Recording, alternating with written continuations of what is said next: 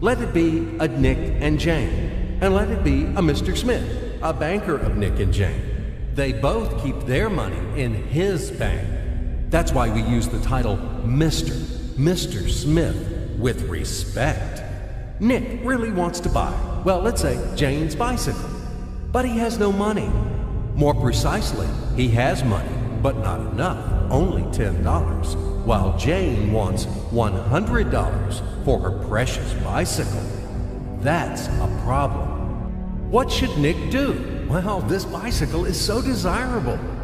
He gives Jane his $10 as a deposit and asks plaintively not to sell the bike to anyone. He says that he will bring the rest of the money soon. At the same time, he runs to his bank, to the respected Mr. Smith, to get a loan for the missing $90. As ill luck, Mr. Smith has no money at this moment, but he knows perfectly about $10, which Nick gave to Jane. And where will Jane bring his money to? That's right.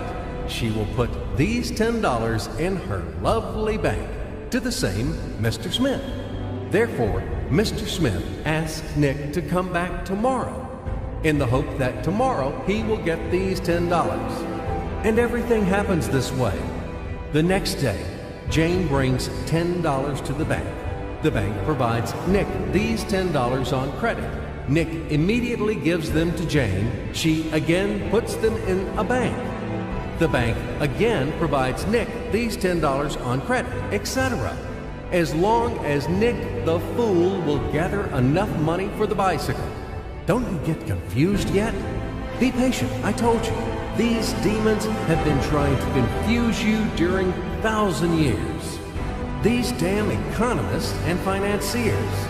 But anyway, we will figure everything out. So what do we have in the end? Nick finally got the bike from Jane. Wow! But at the same time, Nick owes $90 to the bank, Mr. Smith. And the bank, in its turn, owes $100 to Jane. In other words, those $10, which existed initially, have magically turned into $200, $190 of debts plus real $10. But these $10 would also turn into $1,000, even in a million or a billion, if Nick would make a more expensive purchase. In this case, our $10 would make the increasing number of its cycles, circuits from hands to hands. That's it. So, what happens in today's world? SOS! It appears that banks also make money out of thin air and multiply them. Not only Fed can produce money, but banks either. In short, everybody can do this, except you and me. We are not in the business at this celebration of life. I would like to print or draw some money as well.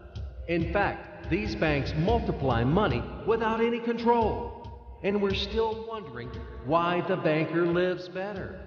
What are naive fools are we? Now it is clear why.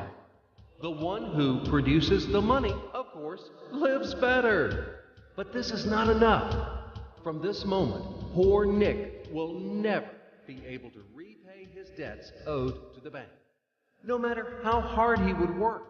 Silly Nick doesn't know it yet, that he's in slavery to the bank, in credit bondage forever, because those $90, which he owes to Mr. Smith, do not exist in nature at all. Sly Mr. Smith made his money out of nothing. He created them out of thin air, just one click. And $10 turned into $200. Yes, but you can object